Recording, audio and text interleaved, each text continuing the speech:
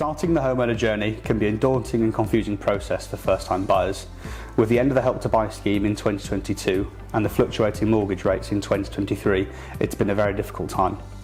I'm joined today by Lizzie, mortgage advisor from the Mortgage Advice Bureau, to answer some of those frequently asked questions. Firstly, Lizzie, thank you for joining us. Thank you. First question that we get asked is, most of the applications for Help to Buy schemes ended obviously last year in October. And came to an end in March this year.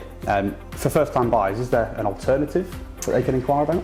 So there's nothing that's replaced Help to Buy at the moment, but there are other schemes that have always been available that a lot of first-time buyers may not be aware of. So you've got things like shared ownership, where you can purchase a percentage of a property, so 50% or less, whatever is affordable for you, and then you rent the other portion from housing association or whoever it might be. There's equity loan schemes, so you can get a loan for your deposit effectively and then you would mortgage the rest. So there are other schemes. The best thing to do is have a look on the government website. They've got lots of information on there, and obviously speak to an advisor who will know all about those schemes and things. But there are things out there to help. Hopefully there might be something that will replace the Help to Buy, but at the moment that's what we're looking at. Of course. The second question we get asked as agents is, when should they start? When should they get in contact with a mortgage advisor? Do I need to save a certain amount of deposit to start the process? Have you got any advice on that? So it's good to have a general chat right at the beginning, because you need to know your budget. If you're looking at £1 million houses and you can't afford a mortgage on that, so you need to know what your budget is, which we can do by looking at your income, your outgoings, assessing how much you can afford with the lenders, and then that will help you to know how much you need to save.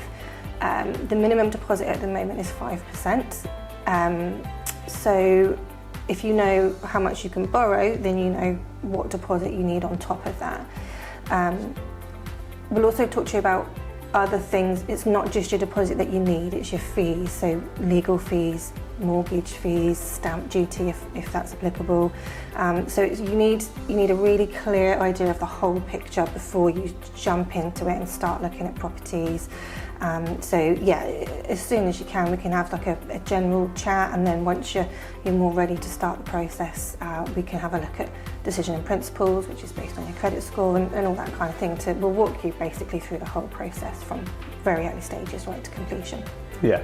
On the deposit, we saw a lot of articles probably about a month or two back now about a 0% deposit option. Yes. Is that applicable to all buyers? So with the 100%, there's only one lender at the moment that does it, and there are a few rules. The main one being you have to have rented for at least 12 months and not missed any of those or late on any of those rental payments. You have to have a very good credit score, and your new mortgage payment has to be equal to or less than what you're currently paying in rent. So all that can be a bit confusing. We have calculators that we have access to help us work all that out. So if that's something that you're looking at, again, get in touch. We can have a look at all that for you. Yeah, of course. And as I see the news documents all the time, with mortgage rates usually on the up, they've slowly come down slightly, with the Bank of England also not increasing in the latest review. Is there any good providers about that can offer good deals that buyers can potentially get hold of? Yeah, I mean, like I say, it fluctuates a lot at the moment. So one week it will be one bank, the next week someone else will reduce it and it will be another bank. So it's always good to keep an eye on it. We will get you a decision in principle with whoever is the best lender at the time that we speak to you, but I will always keep an eye on those rates, and aim to get you the best deal. So in general, the more deposit you have, the more competitive the rate will be. So it might be that you're just on the cusp, and if you can get another couple of grand or whatever, then you might get a much better rate. Yeah. So again, it's worth having that chat. Of course, from the start to understand all that. Yeah. But rate-wise, they're moving in the right direction. They're coming down, and yeah, there's. You could always put it off, but if it's the right time, if the mortgage is affordable for you, it's the right property, there's no reason why not to go for it. Yeah, of course. And one thing that we're always kind of asked is there things that people can potentially do to help the application, or make the process a bit quicker in terms of cancelling subscriptions that they may have? To be honest with you, a $6.99 Netflix isn't gonna ruin your chances of getting a mortgage. The things that they will look for, which first-time buyers may not be aware of, is things like gambling. There's quite a few gambling payments on your bank statement, if there's a lot of bounced or missed direct debit. So it's having good conduct on your accounts. They usually ask for 3 months bank statements, but your credit history obviously goes back 6 years. But what they'll be sort of narrowing in on is the last 3 months. So if you can show good conduct over the last 3 months, obviously affordability comes into it. We need to make sure that the payment's comfortable for you, but don't go living like a monk if if you're worried about it, because that all comes into the equation with their calculations as well. Yeah. No, incredible. Thank you very much, Lizzie.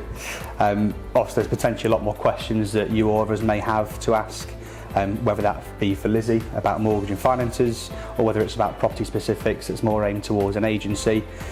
Please get in contact on Parker's or the Mortgage Advice Bureau on the details to follow.